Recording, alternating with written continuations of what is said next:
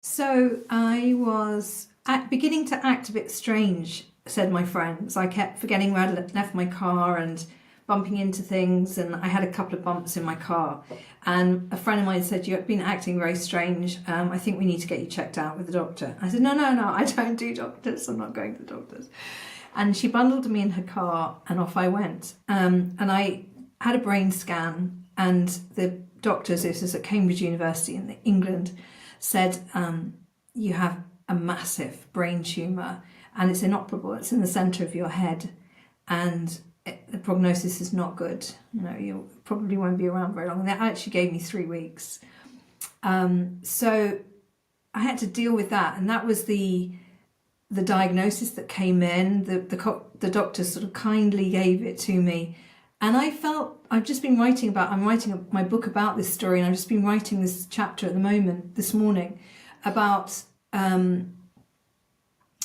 It felt like I was in a movie. It felt like I was appearing in a scene in a movie. It actually wasn't my life, and I had no fear. Even at that stage, I had no fear.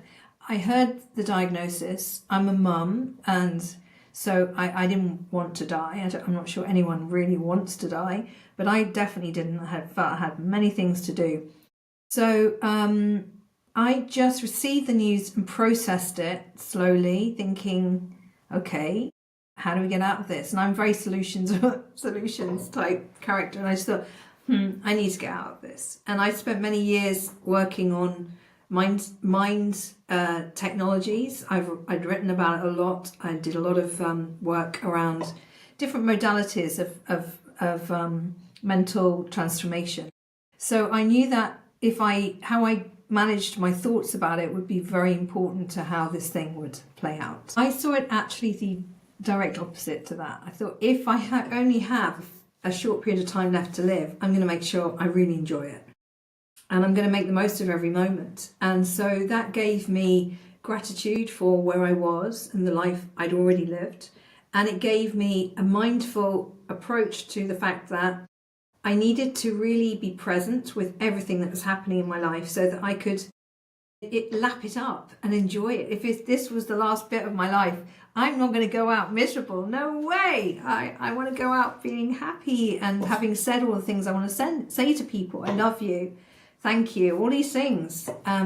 So for me, it was a strange time. I was very hyper during my illness. I was talking very fast. I was having lots of ideas. It was like my mental filters had just opened, and I didn't have the normal filters.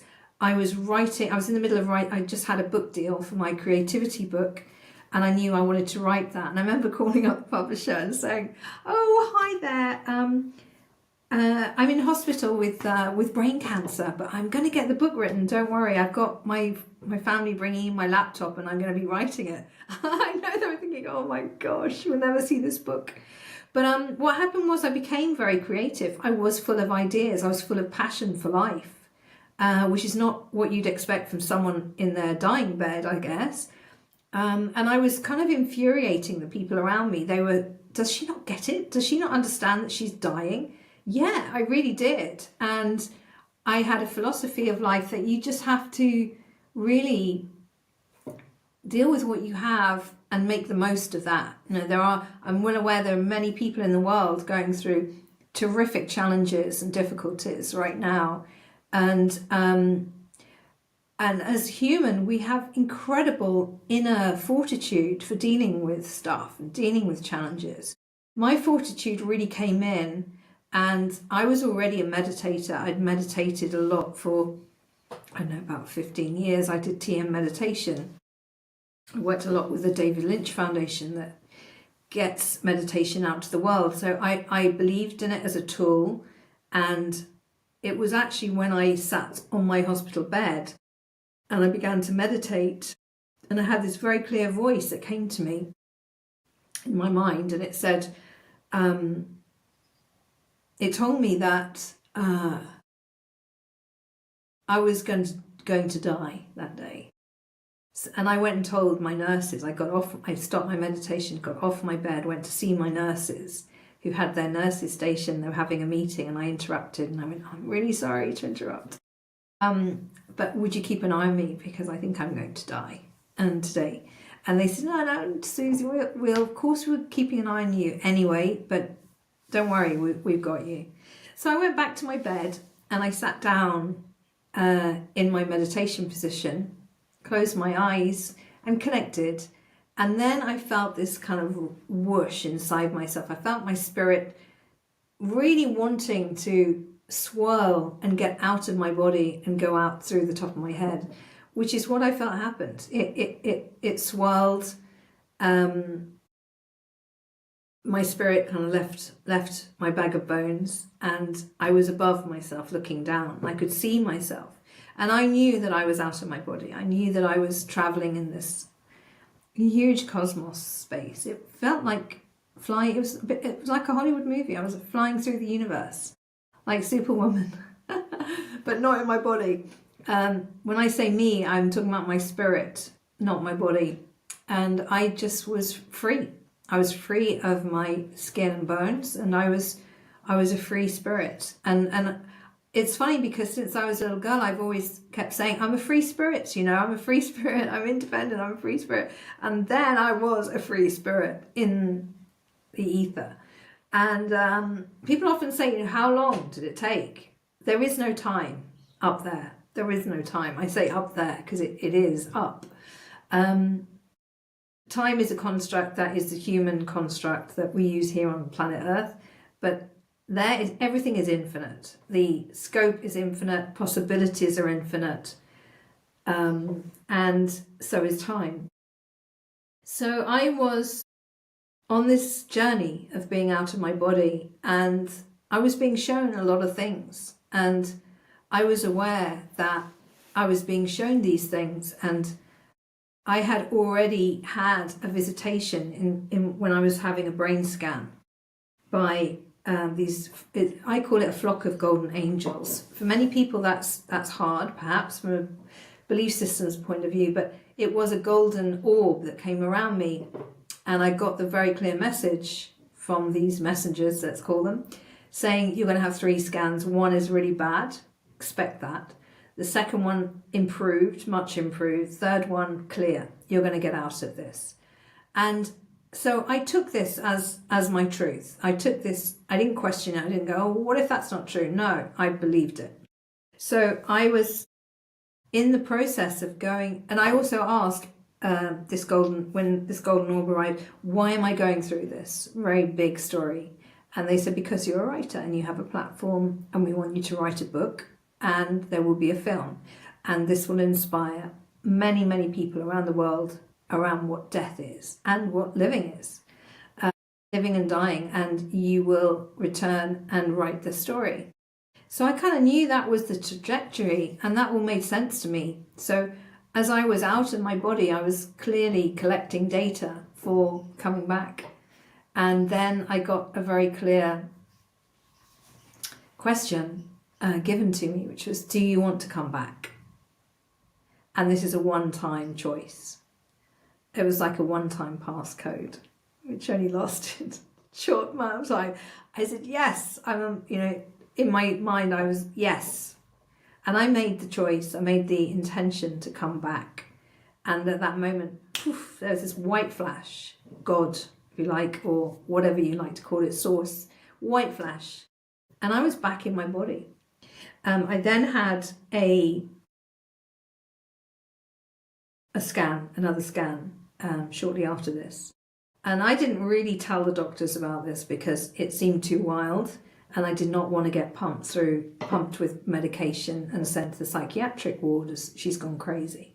So I was sensible enough to know not to put this story out there. Although I did tell a couple of close friends privately about it.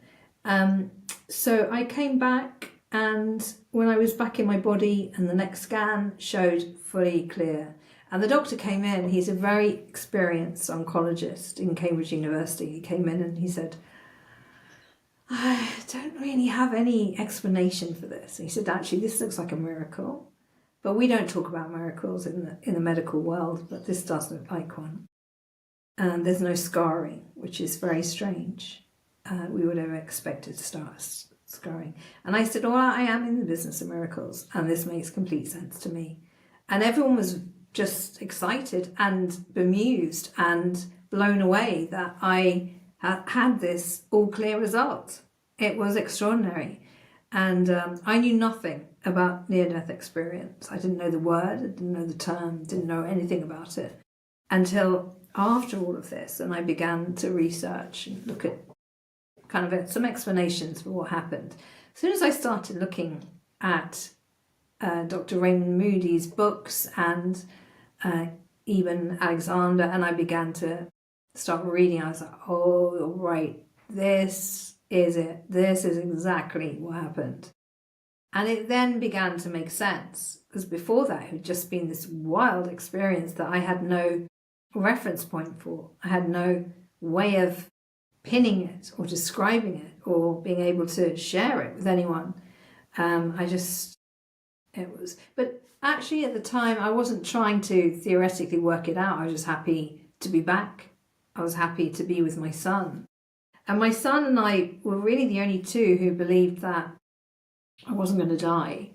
Everyone else believed I was going to die. The people around me in my room before this were sort of somber-faced, and a lawyer was called. I had to write a will and all of this sort of thing.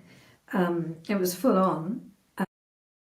But that was to be my story, and I knew that it was an extraordinary story, and I didn't tell anyone for years, probably 3 years before I started speaking about it. But the opinions of people around is often distracting, and it can, if we're very expansive type of people who like to think outside of the box, we are never going to be in the crowd of thinking. The leading edge of thought is always quiet. There are not many people there, and this topic is becoming more and more talked about now, which is great. But when this happened, 18, let's say, it wasn't really, I wasn't aware of anything. But now I've just been asked to do a movie in America, go to New York and talk about the story, because there's a big Netflix movie going to be made about this kind of topic.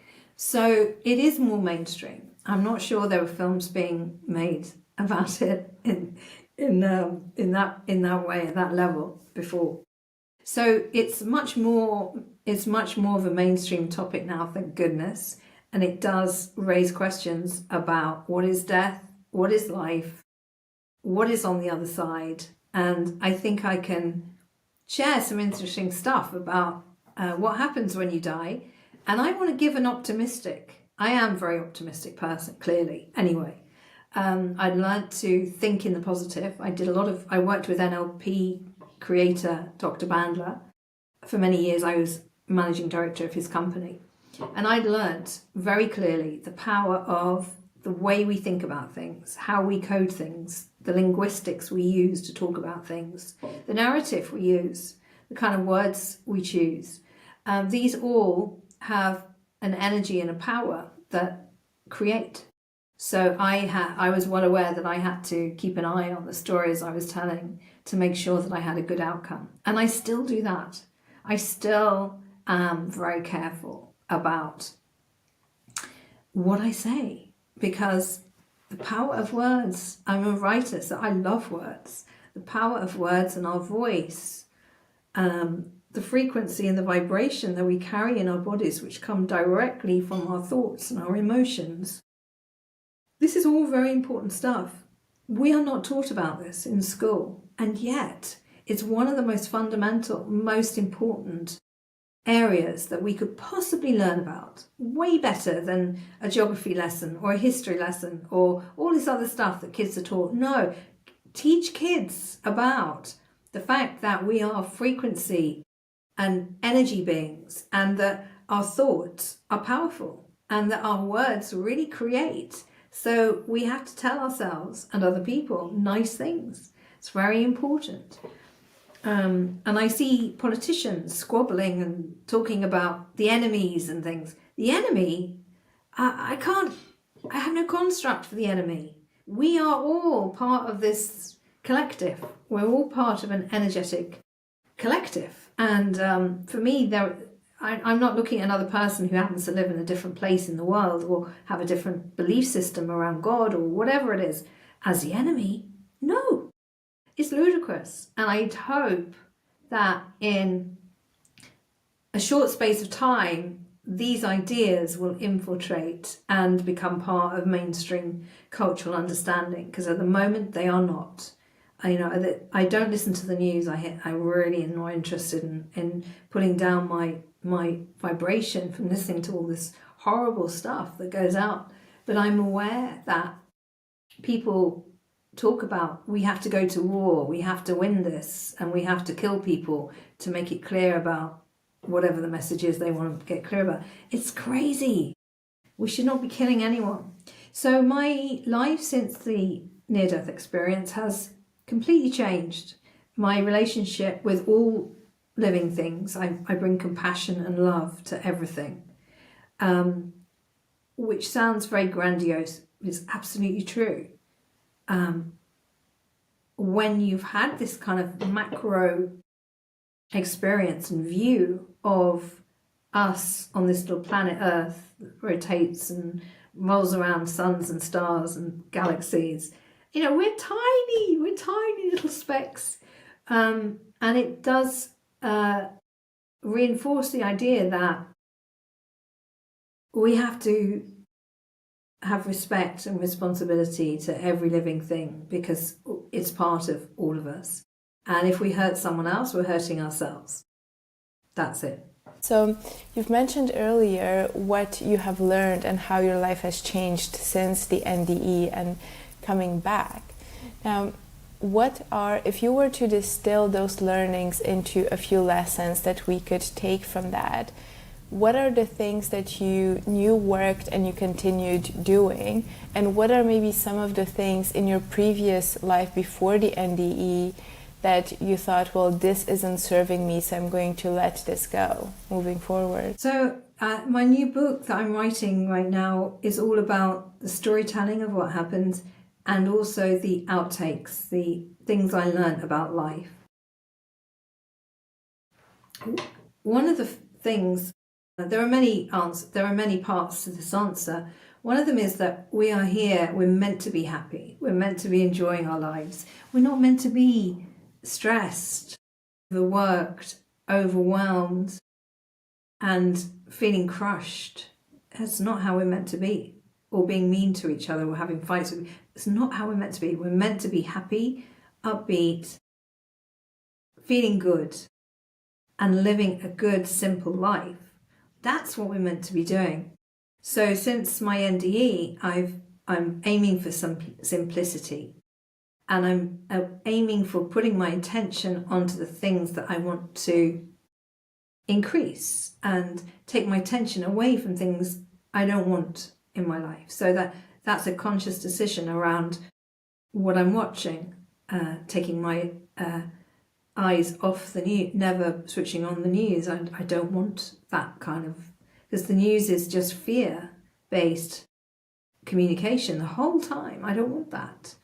I'm much better served, and I can have a much better life for me and for others and do good work if I'm not being pulled down by that kind of narrative.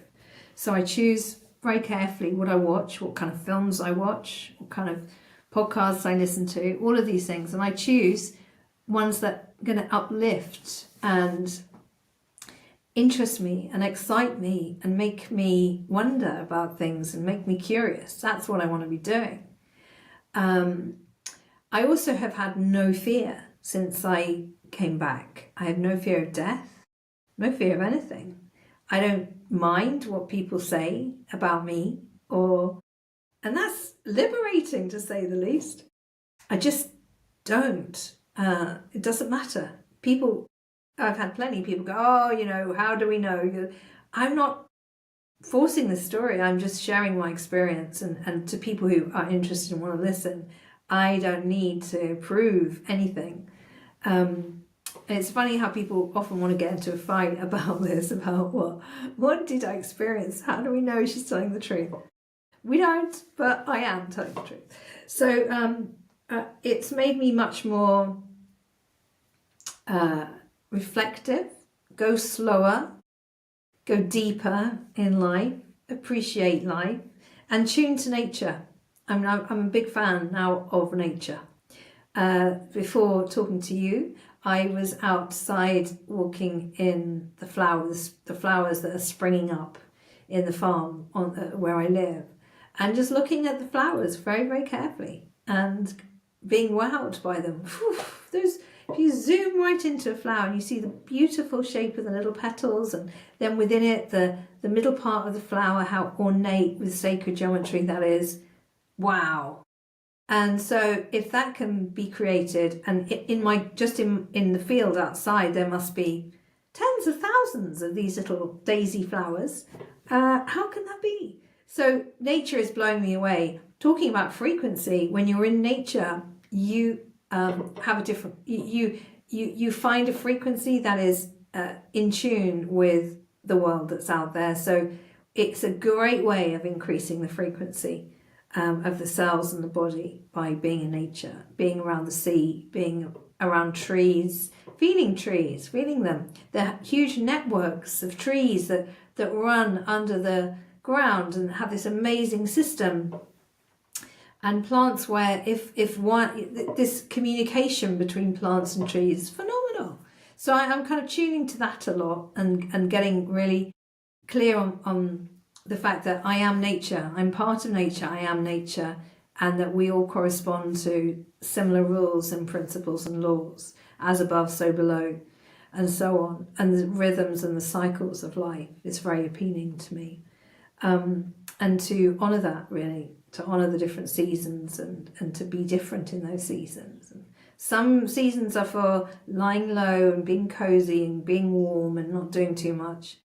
Others, energizing, sunshine, you're running around, you're you're busy outdoors and so on. Just honouring that, and the shedding of the leaves, the times when the plants know what they're doing and the animals know what they're doing. They go to bed when it gets dark and they get up when it's light.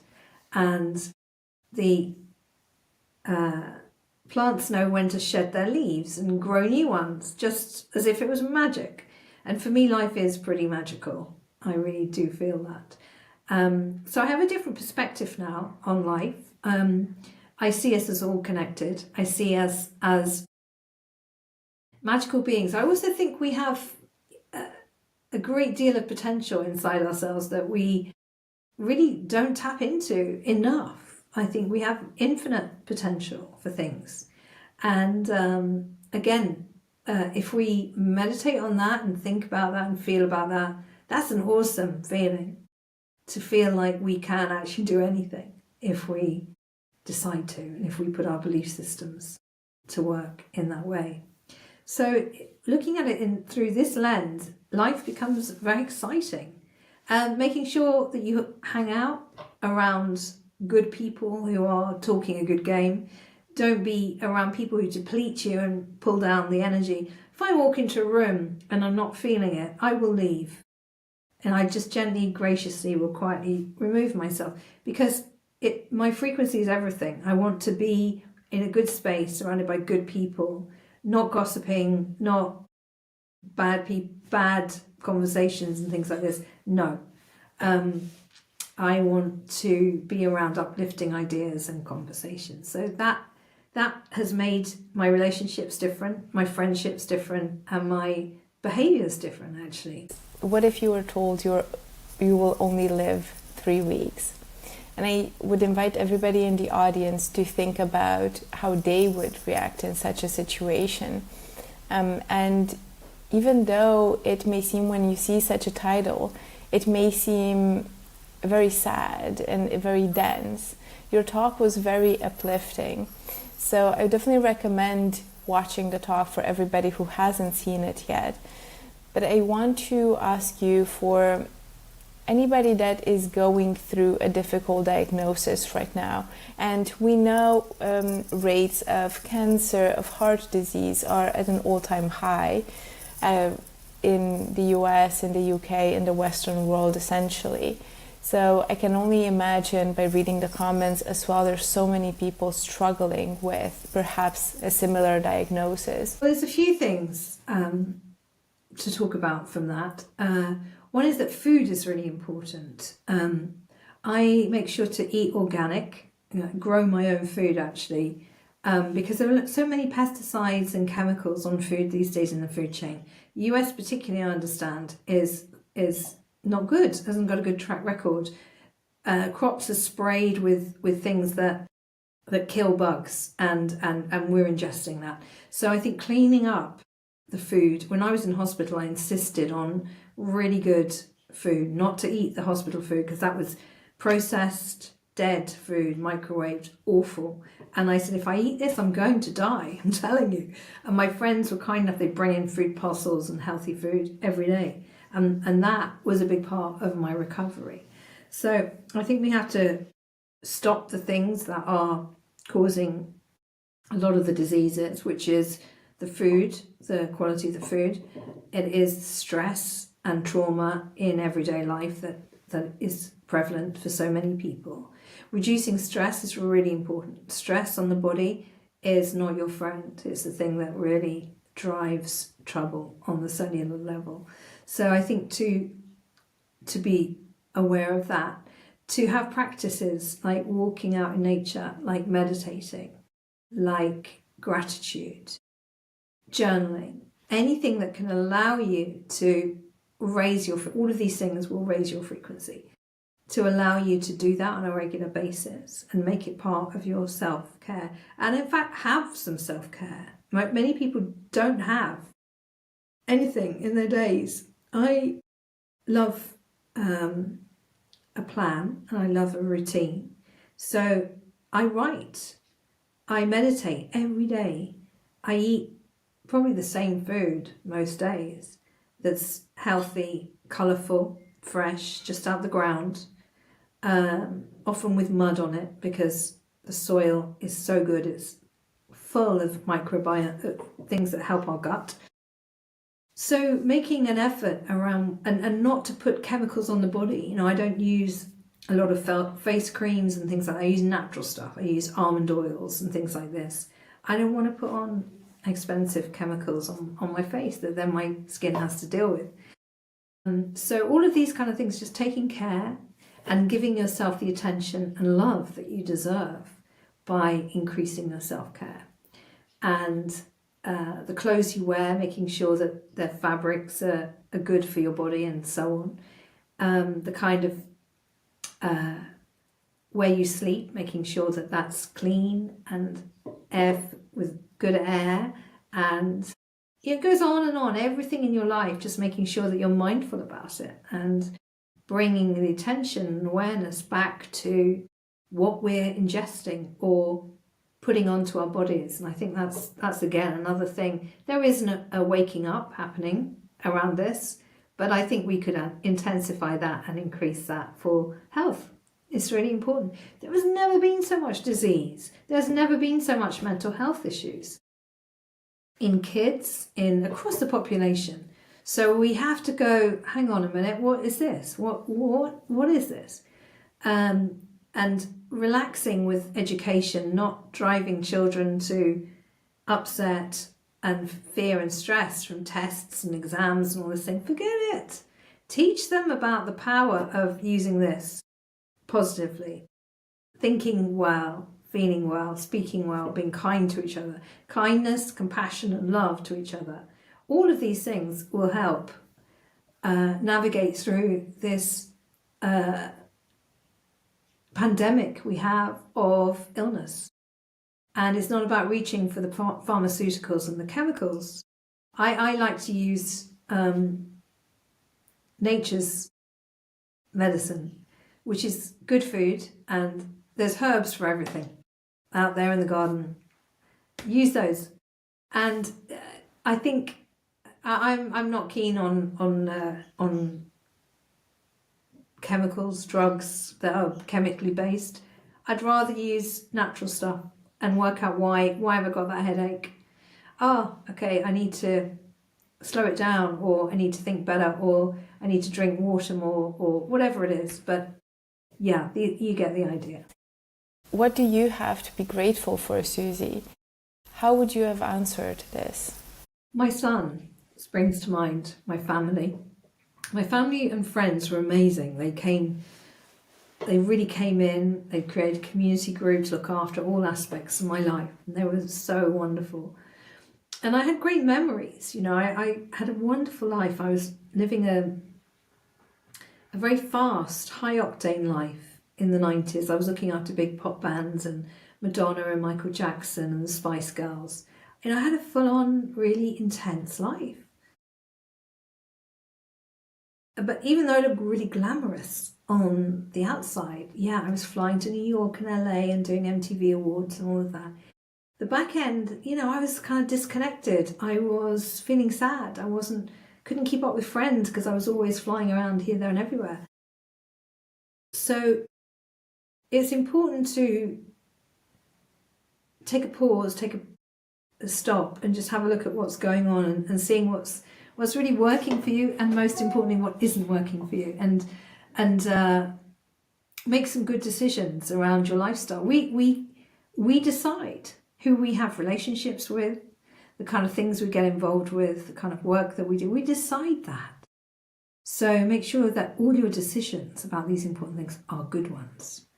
Good decisions on the macro level, who you get married to, all of these things, and the tiny level of what am I going to have in my tea today? You know, is it going to be something that is not good for me, or is it going to be lemon and turmeric and ginger and whole water and honey or something?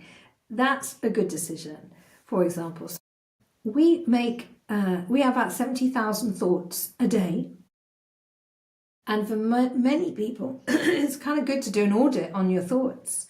How many thoughts a day do you have that are negative? How many thoughts a day do you have that are positive? Just notice that and make a shift towards, you know, which way. So bringing awareness really to how we're treating ourselves is so important. Not all our thoughts are true.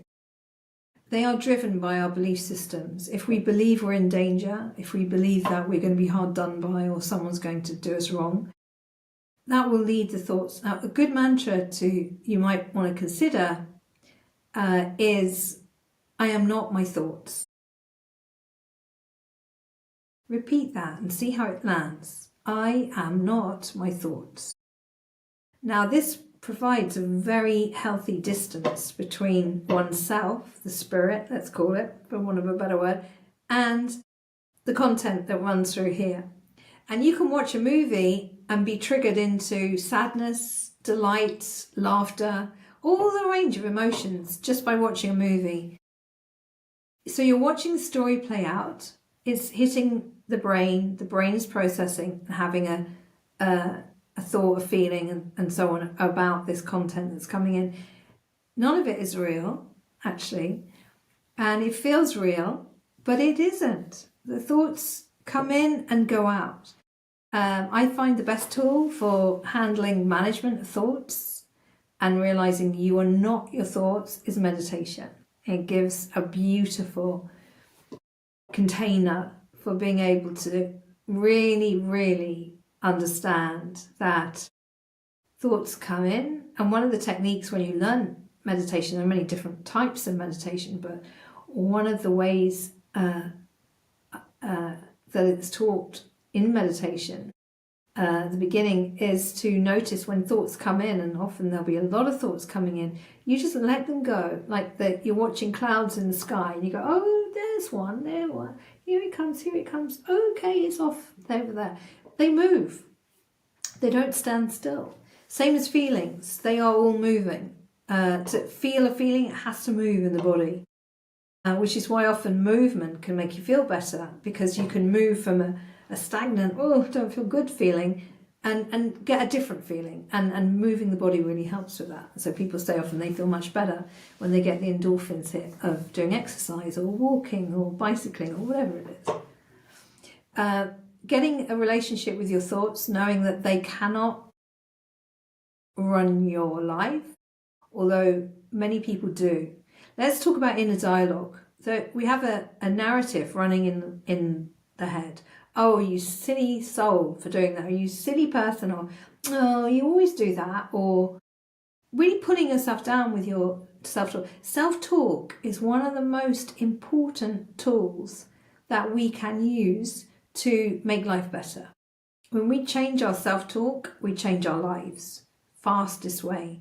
How do I know this? Because I spent years learning all about how to change what we think in my days of a neuro-linguistic practitioner working really at top level with a guy who invented NLP. I learned that we are not our thoughts and that we generate and create these ideas that come in and they aren't even real. So don't put too much emphasis on them. Let them go and switch them for a better feeling, better thought. What does the process of doing that look like? Because I can imagine for somebody that's very much trapped into a negative mindset of this won't work, I'm so silly. And then it almost seems like you're trying to force yourself into I am good enough, I'm awesome.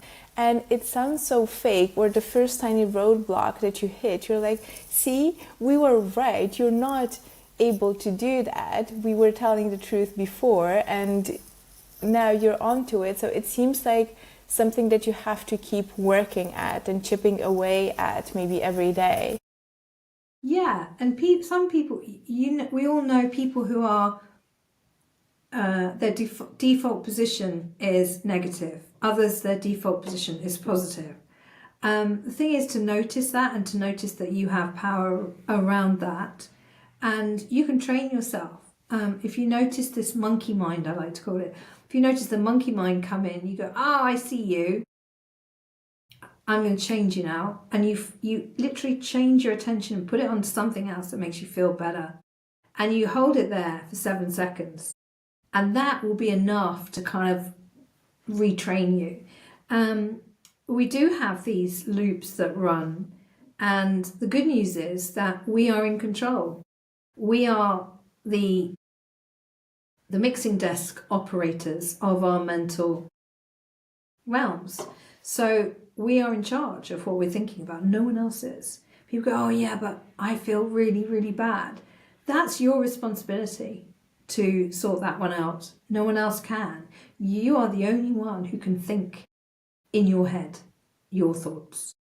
And they are your thoughts. So if you want to live a spectacular life, improve your life, go from feeling shitty to better, take a look at the thoughts and push them like you've got them. I think of it as a mixing desk. I've spent with my music and rock and roll background, I've spent a lot of time in studios and I see how tracks are recorded and then they'll mix them. Oh, put a bit of bass on that, put a bit of treble on that. Do that with your thoughts. I think of my thought machine here as having a mixing desk, and I will mix better tracks, and that kind of makes sense to me.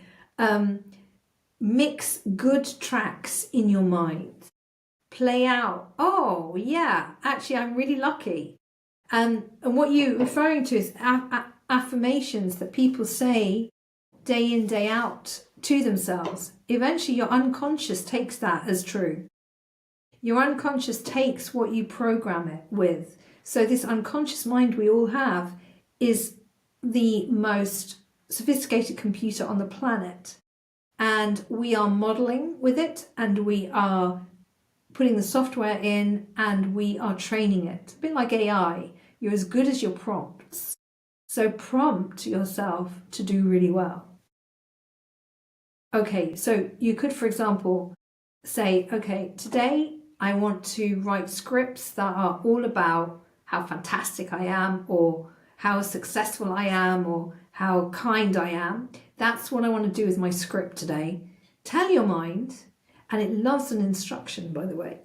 You know, it really does. We instruct it often with stuff that's we're not even noticing we're doing it. And for example, in families, there's often, I spoke to a friend this morning, he said, oh, in my family, my dad is always about everything's running out. There are no abundant aspects to life. It's always, you have to grip hold because you never know everything is going to go and we never have enough money and never have enough money. And if you kept saying that, your unconscious will believe it and will give you examples to prove that to you. So it's better to have a better mantra or a better narrative running about abundance and health and joy and happiness. And when you do that, what will happen is, by this law of attraction that happens with ideas and thoughts, it will bring more of that quality to your life. This is not namby-pamby woo-woo. This is scientifically proven now. We've got great scientists, Greg Braden, Joe Dispenza, all of these people talking about, who've done the work of research, know that this is correct. In the physics of the universe, this is how it works. One idea attracts another idea of a similar frequency. So the best way to live life is to keep it really good.